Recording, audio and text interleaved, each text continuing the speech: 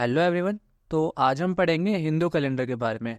ठीक है, हिंदू कैलेंडर में जो उनके मंथ्स नेम होते हैं हमें बस इतना याद करना है, इससे ज़्यादा डिटेल में नहीं जाना। इससे पिछली बार तो कोई क्वेश्चन आए नहीं थे, एमबीए और जो लॉ वाला एग्जाम होता है जनरल टेस्ट वाला।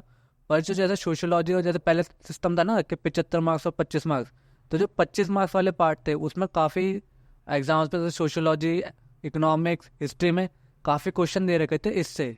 ठीक है कि हम होली कब सेलिब्रेट करते हैं, वो अकॉर्डिंग टू हिंदू कैलेंडर कौन सा मंथ होता है जिसमें होली सेलिब्रेट करते हैं।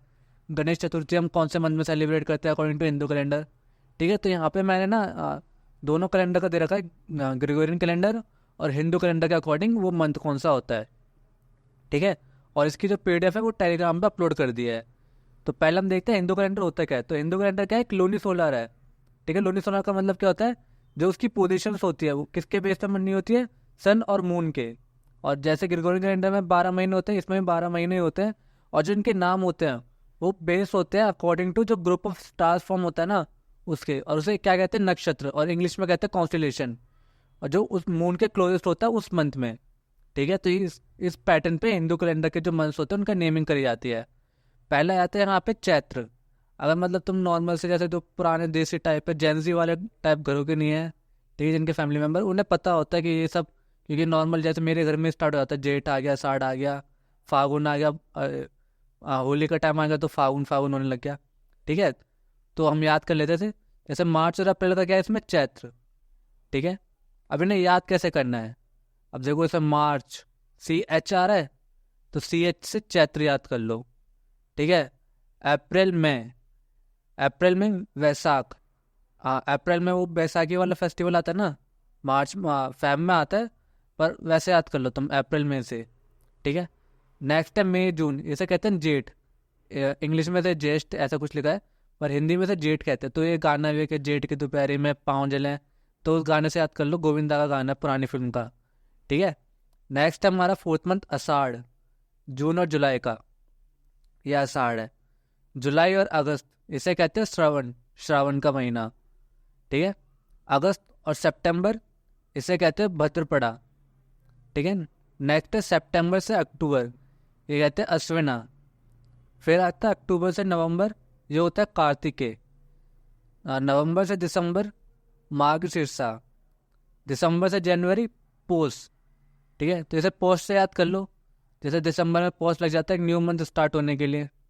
ठीक है, जनवरी और फरवरी माघ, और फरवरी और मार्च, मार्च फागुन। ठीक है, मार्च तो याद हो जाएगा फागुन, क्योंकि इसमें होली आती है।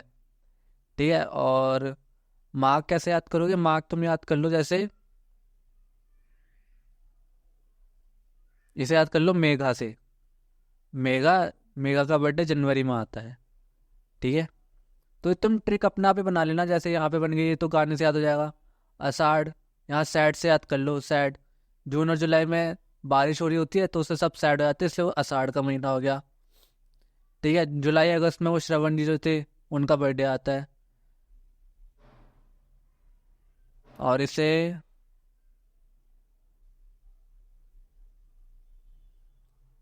विन से याद कर लो।